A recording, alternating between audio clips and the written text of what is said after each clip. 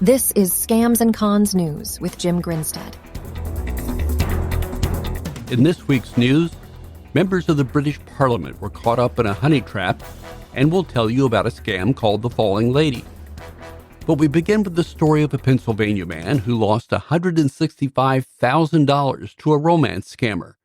WGAL said the woman contacted her on Facebook.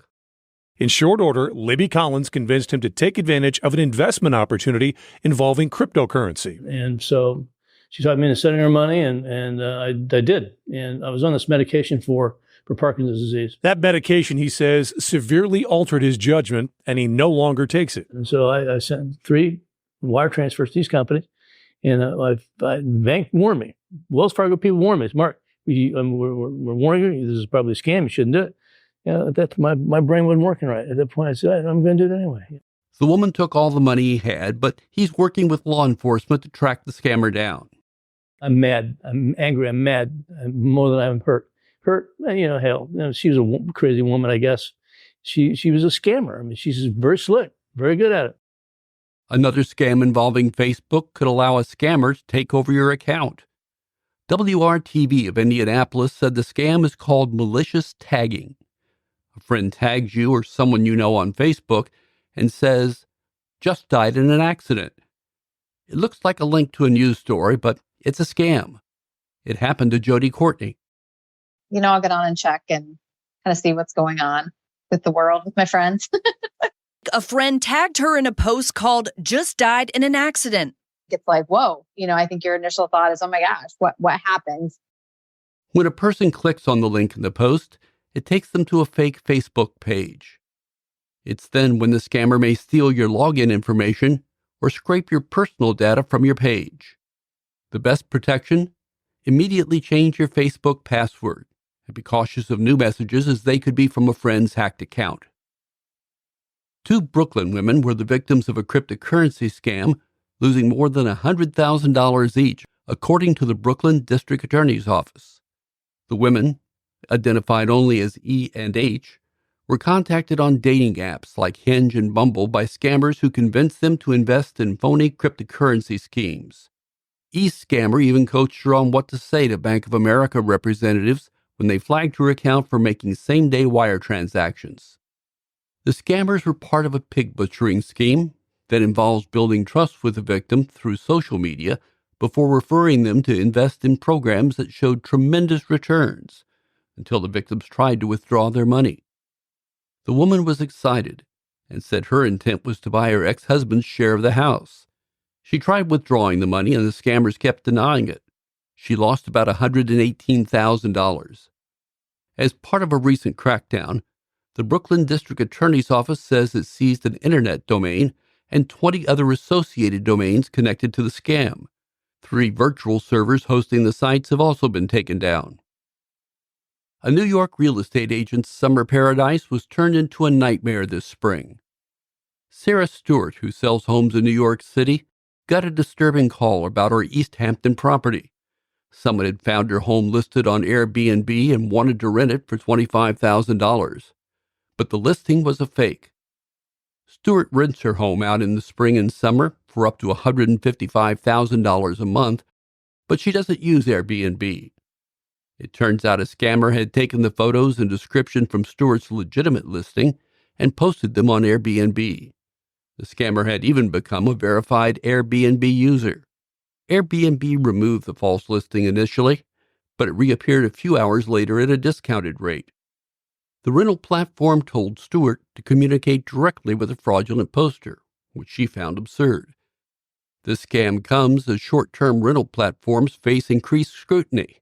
Many Hamptons villages are cracking down on Airbnbs and VRBOs. Locals say it ruins the atmosphere and price out the middle-class homeowners. Corcoran had to send Airbnb a takedown notice before the issue is resolved. This is Scams and Cons News.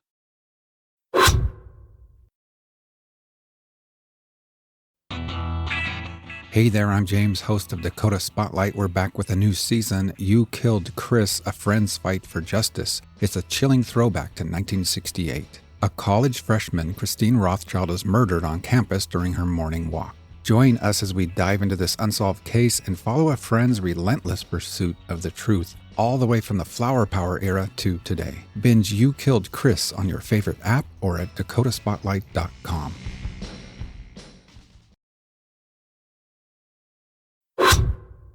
British police have launched an investigation concerning honey trap scandals involving Parliament. This comes after a formal complaint was filed by a serving member of Parliament. A police spokesperson told Politico that their force is investigating a report of malicious communications sent to an unnamed member of Parliament. Members are regularly referred to as MPs. This follows more than a dozen men working in and around the UK Parliament who were targeted with alluring personalized messages and, in some cases, explicit photographs. The MP who filed the complaint initially responded to the message before realizing he did not know the sender and promptly blocked the number. Politico previously reported that the targets include a serving government minister, multiple MPs, political party staffers, and journalists. Some senior conservative MPs have speculated that a hostile state power could be behind the campaign, though experts suggest it may be more likely the work of a criminal gang seeking compromising material. The Parliamentary Security Department is now working with partners in government to analyze and understand the nature of the messages and any related security risks. A person pretending to be a lawyer may have cost a Johnson City, Tennessee man custody of his grandchild. WJHL reports that the woman who pretended to be a lawyer called him asking about the case and suggesting they call the judge. The woman put the call on speakerphone so the grandfather, Todd McDonald, could listen in. She made a phone call allegedly to the judge. She had it on speaker. I could hear the other guy on the other end. Sounded judge-like. Police say the woman is not an attorney, and that so-called judge was probably an accomplice in an elaborate scam by Jeannie Marie Howie. She's charged with falsely representing herself as a lawyer and theft, both felonies. Police say the McConnells probably aren't the only victims. We're wanting to make contact with everybody that either has had some contact with her or her known alias of Janine Ruggieri. If we can make contact with anybody that's had any contact with her where she's presented herself to be an attorney. McConnell says he and his son paid Howie more than $10,000 in a retainer and other attorney fees. They also say they paid her the child support payments due, thinking she was working with the Department of Children's Services. But they say DCS never got the money, and they fear it will hurt the custody case. It looks to me like they've heard nothing from my son in 5 months, 4 months. And I'm pretty sure that's enough that we're going to lose my grandson forever. John DeSalvo, a former corrections officer, has pleaded guilty to orchestrating 2 scams, including a cryptocurrency scam that targeted first responders and resulted in losses of over $600,000. DeSalvo created a digital token called Blazer Token in 2021. He marketed it to police, fire personnel, EMTs, and other first responders with false promises of supplementing their pension plans. He guaranteed rates of return over 20% with zero risk. He claimed the coin was SEC approved and would be available on major exchanges. However, he transferred the funds into his personal accounts, causing the value of the currency to plummet, leaving investors with significant losses. In a second scheme, DeSalvo created an online investment group, falsely boasting about his investment skills and claiming a 1,200% return over 2 years. He received about $100,000 from investors before transferring the funds to his personal accounts and blaming market conditions for the losses. DeSalvo faces up to 20 years in prison and a $5 million fine. It's an old scam, but a goodie. WGN said a version of the mustard scam is being run at airports and other public places. It works like this. In a crowded area, a person, often an elderly woman, takes a tumble down an escalator.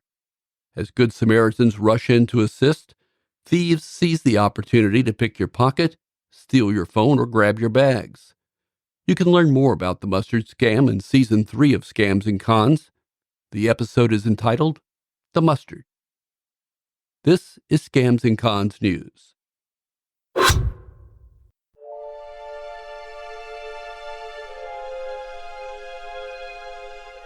Scams and Cons is part of the Killer Podcast Network.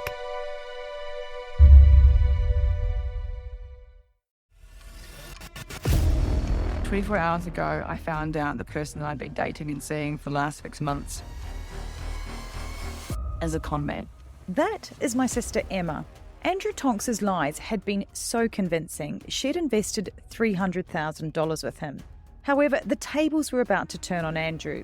What he didn't know was that Emma had discovered his real identity. But to get any chance of justice, Emma had to act like it was business as usual. Coming up in this series, and that's when murder, all this stuff goes through my mind. I'm really, really scared. I'm assuming Sarah has watched too much Netflix and figures I've been defrauding you. Couldn't be further from the truth. That's what this was, a real-life story that seems so unbelievable, but it was actually true. A true story that all starts with one simple swipe to the right. I'm Sarah Ferris. And I'm Emma Ferris, and this is my story, Conning the Con.